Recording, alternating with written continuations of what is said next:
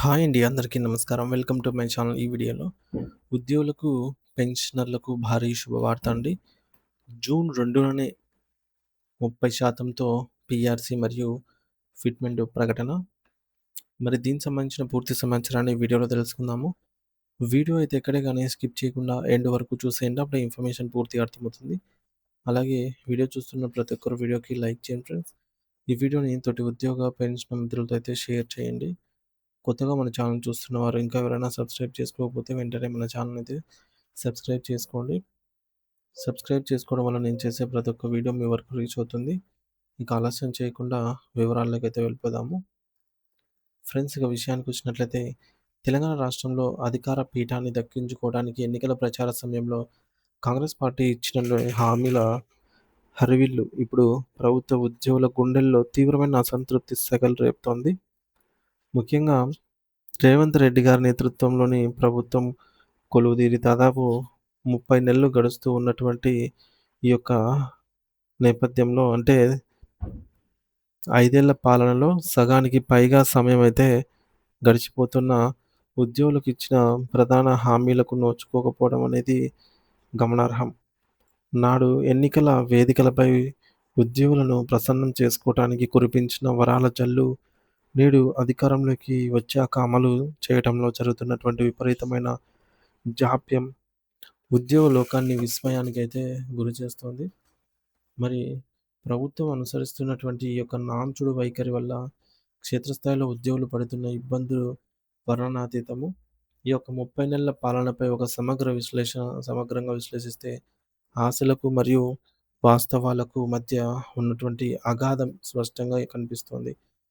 So, PRC విషయంలో పరిశీలిస్తే ప్రభుత్వం తన సగం టర్మ్ పూర్తి చేసుకున్నా ఇప్పటికీ కొత్త పీఆర్సీ అనేది అమలు కాలేదు. ఎన్నికల సమయంలో రేవంత్ రెడ్డి గారు తాము అధికారంలోకి వచ్చిన 6 నెలల లోపే పీఆర్సీ ప్రక్రియను పూర్తి చేసి ఉద్యోగులకు పెరిగిన జీతాలను అందిస్తామని స్వయంగా హామీ ఇచ్చారు.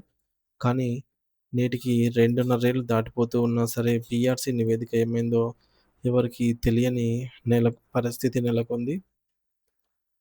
మరి ప్రభుత్వం ఇప్పటికే కమిటీల పేరుతో, నివేదికల పరిశీలన పేరుతో కాలయాపన చేస్తూ ఉద్యోగులను వంచనకు గురిచేస్తోంది అని ఉద్యోగ సంఘాలు బాహాటంగానే విమర్శిస్తున్నాయి.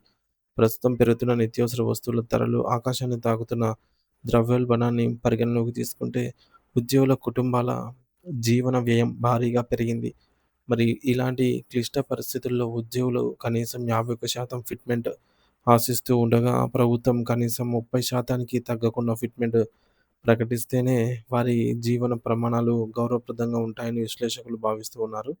గౌరవప్రదమైన జీవనం గడపాలి అంటే కనీస వేతనం అనేది పెరగడం అత్యవసరము.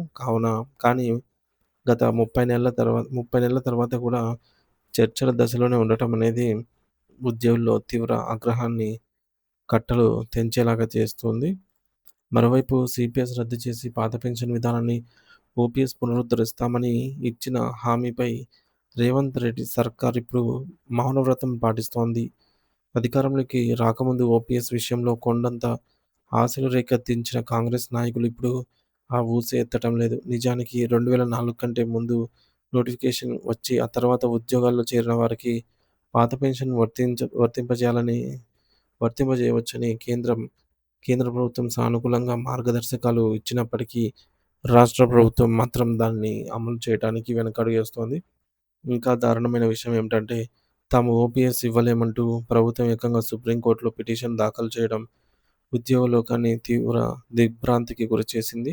ఎన్నికల ముందు ఓట్ల కోసం అసాధ్యమైన హామీలను ఇచ్చి తీరా గద్దెనెక్కిన తర్వాత కోర్టులో కోర్టు మెట్లెక్కడం ఏమిటి అనేది ఉద్యోగుల వెన్నుపోటు పొడచడమేనని మేధావుల వర్గాలు సైతం మండిపడుతున్నాయి.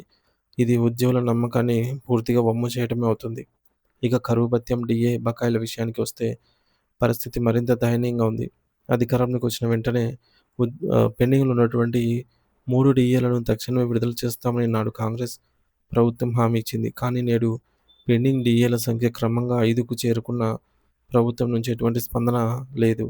పెరిగిన ధరలతో ఉద్యోగుల నెలవారీ బడ్జెట్ తలకిందులవుతుంటే 30 నెలలుగా ప్రభుత్వం కనీసం డీఏల ఊసు ఎత్తకపోవడం, సో, వారి నిర్లక్ష్యానికి పరాకాష్ట అయితే తెలియజేస్తుంది. మరి దీనివల్ల ప్రతి నెల ఉద్యోగులు తమకు రావాల్సినటువంటి వేతనంలో కొంత భాగాన్ని కోల్పోతూ ఆర్థిక ఇబ్బందుల్లో కూరుకుపోతున్నారని, ఇది కేవలం ఆర్థిక అంశమే కాదు, ఉద్యోగుల ఆత్మగౌరవానికి సంబంధించిన సమస్య కూడా.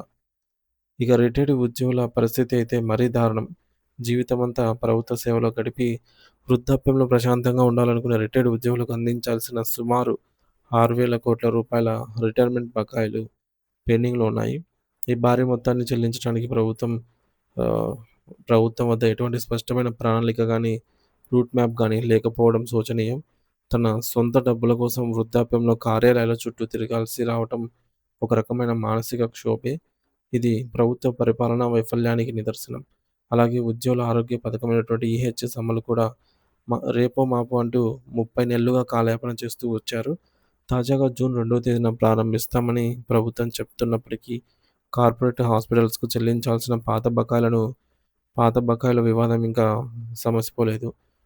నగదురహిత వైద్యంపై స్పష్టత లేకపోవడంతో జూన్ 2వ తేదీ నాటికి ఇది పూర్తి స్థాయిలో అమలవుతుందా? లేదా? అనేది ఒక $1,000,000 ప్రశ్నగా మిగిలిపోయింది.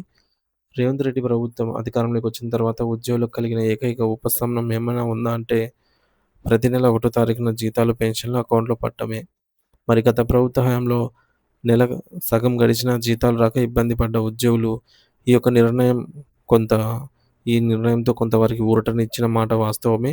కానీ పెరగాల్సిన జీతాలు పెరగనప్పుడు, పీఆర్సీ బకాయిలు ఇవ్వనప్పుడు, డీఏ పెండింగ్‌లో పెట్టినప్పుడు కేవలం సకాలంలో జీతం ఇవ్వడం వల్ల పెద్ద ప్రయోజనం ఏముంటుందని ఉద్యోగులు ప్రశ్నిస్తున్నారు. మరి ఖాళీ జేబులతో 1 తారీఖున జీతం ఆహ్, తీసుకోవటం వల్ల వారి కష్టాలు తీరవు కదా! మరి పెరిగిన ధరలకు అనుగుణంగా వేతనం పెరిగినప్పుడే క్రమశిక్షణ అనే విలువ అనేది ఉంటుంది అని జెప్పేసి ప్రస్తుతం ఉద్యోగుల్లో గుబులు ఆహ్, పెల్లబుక్కుతున్నటువంటి ఈ తీవ్రమైన అసంతృప్తి తొలగించి మళ్ళీ ప్రభుత్వంపై సానుకూలత పెంచుకోవాలంటే రాబోయే జూన్ 2వ తేదీ తెలంగాణ ఆవిర్భావ దినోత్సవం ఒక గొప్ప అవకాశం ప్రభుత్వానికి. ఈ ఈ వేదికగా ప్రభుత్వం కొన్ని సాహసోపేతమైన నిర్ణయాలు ప్రకటించాల్సి ఉంది. మొదటగా పీఆర్సీ నివేదికను వెంటనే ఆమోదించి కనీసం 30% తగ్గకుండా ఫిట్‌మెంట్‌ను ప్రకటిస్తూ ఉద్యోగులు ఆహ్, ఉత్తర్వులు ఇవ్వాలి. అలాగే పెండింగ్‌లో ఉన్నటువంటి 5 డీఏలలో కనీసం 2 డీఏలను వెంటనే విడుదల చేయాలి. కేవలం మాటలకే పరిమితం కాకుండా జూన్ 2 నుంచి ప్రతి ఉద్యోగికి కార్పొరేట్ హాస్పిటల్స్‌లో ఉచితంగా వైద్యం అందేలాగా పటిష్టమైన జీవోలను విడుదల చేయాలి.